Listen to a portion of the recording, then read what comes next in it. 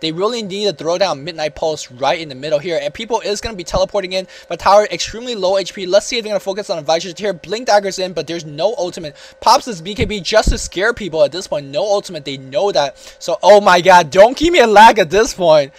OMG. Oh, and it looks like this game is rehosted. They are going to try to go back here. Dusa gets 4 staff. I'm not sure whether that was his teammate. Is that on the Lina? Yes, Lina has 4 staff as well. And I think this push is repelled as well, and you can see that the EHome team pinging for the Roshan, and so is Instance also pinging for the Roshan. Realize that both teams realize that Roshan has spawned at this point, and because EHome does have the map control, they can take the Roshan at their luxury here.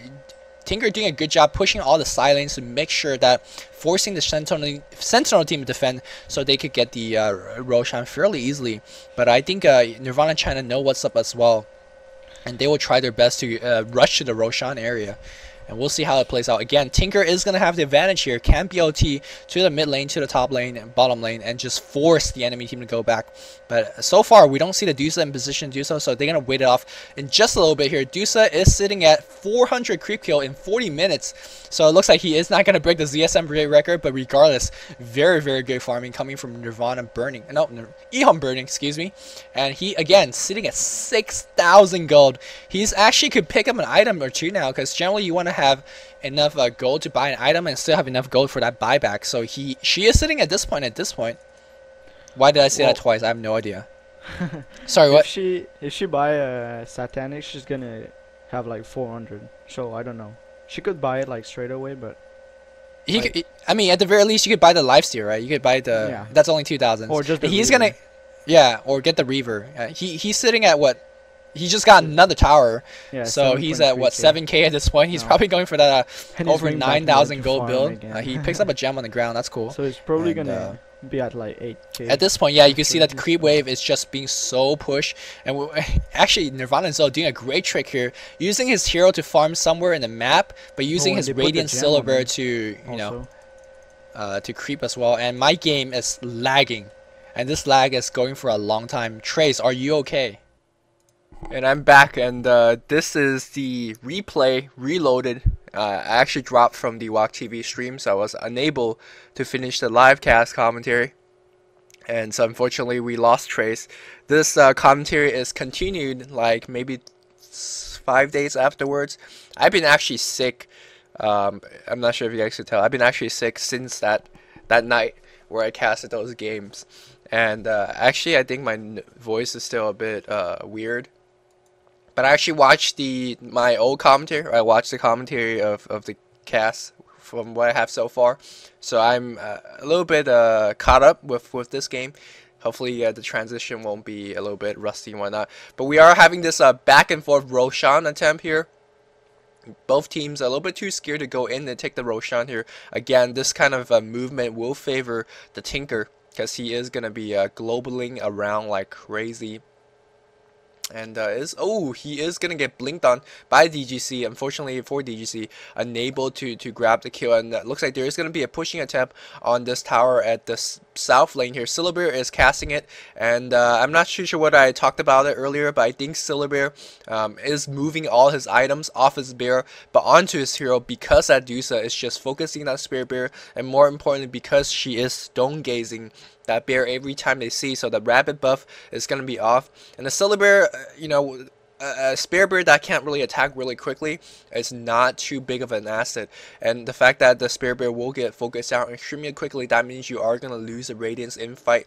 So Nirvana Zone making the good choice, putting that Radiance back on the hero, because if you have a 5k item and you lose at the beginning of the team fight and you don't get it back, that is a pretty big deal. And we have a whole bunch of just sentry wards being put down absolutely everywhere. Both teams are vying for that map control. Tinker doing his thing though, pushing, grabbing runes, and he does have his heck finished. Let me see how he's doing it at the gold. He is sitting at 4,000 gold. Can get the BKB now if he wants to. BKB costs 4,000 gold, so he could just buy it right off the bat. But maybe he is going to be saving for that buyback, knowing that can't really just spend all his money and get caught out without a buyback. And actually Dusa, with last time I checked Dusa's gold, she's sitting at 8,000 gold, so now spend most of it and got a Monir. what the hell? Like, if it was a Scotty, I don't mind. If it's a lifesteal, I don't mind. But I don't like this Monair choice. I'm not exactly too sure what that's about. But there's an engagement going on BKB, and there is going to be a great black hole getting a lot of people. There we go. The Earthshaker coming in. Fisher grabbing up people as well. And this team fight, again, won by Nirvana China. But are there going to be buyback? Gorgon buys back. Tinker can buy back. No, Tinker's still alive here at this point. So this is the problem of Nirvana China here. They can win the team fight, but because there's buyback gold, there's really nothing Nirvana China could do, because all their team fight capability are resting on those ultis. Now the ultis are gone, and EHome can fight another team fight fresh off the boat. And since they do, they are not dependent on those big ultimates, they could just keep fighting here. But I want to go back to this Monair choice. I'm not exactly too sure what this item is all about. It's a great pushing item. Medusa is a great pusher by herself already, just using Mystic Snake and Split Shot. So, the other reason you get the item is for the static link or whatever that thing is called, the buff. You put on the hero and it just does magical damage throughout. But I mean, it's really weak damage at what, 47 minutes in the game, 48 minutes in the game. That damage is pretty negligible. So I'm not exactly too sure why. Maybe wanted a little bit of attack speed increase. But if you want attack speed, you could even go for AC or another agility item. So I am as confused as you guys are about this Monair attempt. But let's see if who's gonna throw the static link on. But there is gonna be some attempt going on the Sven taking some damage. There is a Midnight Pulse on the Dusa. Dusa taking some significant damage. I think Dusa is gonna go down. She's being focused quite heavily. Does she have another buyback? Gorgon, yes, buyback once again here, but this team fight is being lost here. Spirit Barrier is being killed, but this, oh my god, Silverberg getting killed again. There you go. Blink Dagger on the Earthshaker is going to chase down this Visage. Visage goes down once again, so another team wipe for Nirvana China. Nirvana China showing some great signs of life despite going against a significantly stronger late game carry. The team fight potential and the chain stunning of Nirvana China is just too hard to go against. Looks like the Aegis is going to be picked up by the Windrunner. A great choice here, because Silver is going to be able to survive a lot of team fight, but because the Windrunner having a significantly low HP, they really can't do that much. She really can't survive for too long. And actually, Yaffa picking up the MKB is going to go really good against that Dusa. Not just for the mini stun alone, but the fact that you're not going to be missing. But right now, Nirvana China really got to go back and defend quickly. They are going to pick off this tower extremely quickly, and they are going to fly back. Because again, they are facing that Tinker. Tinker could either defend as long as they can, but they are going to go in and go for this. Oh, there you go. Another BKB casted, Midnight Pulse. And actually, Enigma going to boss save here is going to go down to the Tinker. And I think this is a bad mistake for Nirvana China trying to push up the hill here. That was a little bit too greedy, given that the bottom lane, there's a lot of creeps there. And really, I think they just threw away the tiny advantage that they did gain there.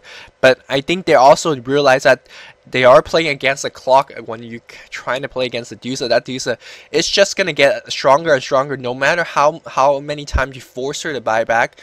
The next time she picks up that another item, it's just going to be extremely difficult to bring down EHome. Let me see how Dusa at this point, really, she gotta creep a little bit, save up for a little bit of pocket buying back gold, and then she could work on her, the 6th item here. Tinker doing exactly the same thing. Let's see if she's gonna go for the BOT here. Not BOT, going for the BKB again, trying to save up for some buyback gold. Did have the BKB, but you saved it for the buyback. And let's see how Nirvana Zoe is doing at this point. Nirvana Zoe, Syllabear, where is that Syllabear? Syllabear is no really item. Is going to work on that AC. AC is going to be huge, especially considering that Dusa didn't really go for a lot of strong DPS item. This Monair, right? It just increase attack speed, but really she at this point I think needs more survivability. I think this EHome is doing okay in terms of DPS, especially most of the DPS is coming from the Dusa and the Tinker. I don't really think that they really need any extra DPS. I really think they need the survivability. If they could survive that team fight, if Dusa could stand there in the center and just deal significant amount of DPS through her survivability, not through DPS items, she is going to be okay, considering that again she's going against that Monkey King bar. She needs every bit of survivability she can. But again, you know, EHome a lot more experience in these late game scenarios than I am. For God's sake, you know, they play for the late game, so they of course know how to play it. So we'll see how it goes out though. Sven does have his blink dagger, going for that Ogre Axe. Not sure if he's gonna go for BKB or just a buyback now. Lina has a Force Staff and the Arcane Boots. Again, probably saving for the buyback as well. Let's see if every member of the Scourge team could buy back. Other than the two intelligence heroes, the Tinker and the Sven, maybe. No, the Sven is a little bit short on the buyback goal as well. But Sentinel, here comes a big push that they're trying to win off of. I'm not too sure what they can here. Earthshaker did go for the Agamemnon Scepter. Normally, again, I really dislike the Agamemnon Scepter, but it's gotten more or less for more of a survivability item. The extra damage is going to be really nice here, and let's see if they can push this tower off here. I think they maybe should wait for the AC to be completed, because AC not only does it give a minus armor aura to all the heroes, also give minus armor to the buildings as well. I think that is how it's the case, so that is going to be helping out to push it a little bit. They are going to pick off the Spirit Bird. Let's see, a Spirit Bird gets summoned back immediately.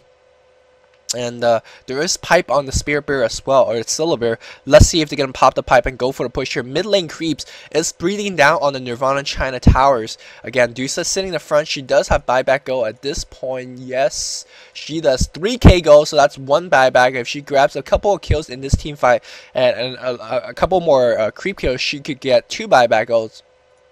Again, Nirvana.cn, not exactly too sure what they're waiting for that black hole cooldown. No, every skill is cooldown. Maybe they're waiting for a hero to be out of position, or maybe they want to see Tinker being too committed in one of the lanes here, but they can't really wait too long here. Now they're going to go in here. There's a Stormbolt gonna be thrown the Spirit Bear. They're gonna try to focus on the Spirit Bear, and Stone Gates is gonna be popped. There is a BKB ultimate on the Enigma. Enigma very low HP at this point, but every spell is dropped here. Enigma is barely surviving here. 820 grabs a kill, and oh my god, there we go. The Windrunner goes down. Earthshaker goes down, and I think Windrunner might be going down.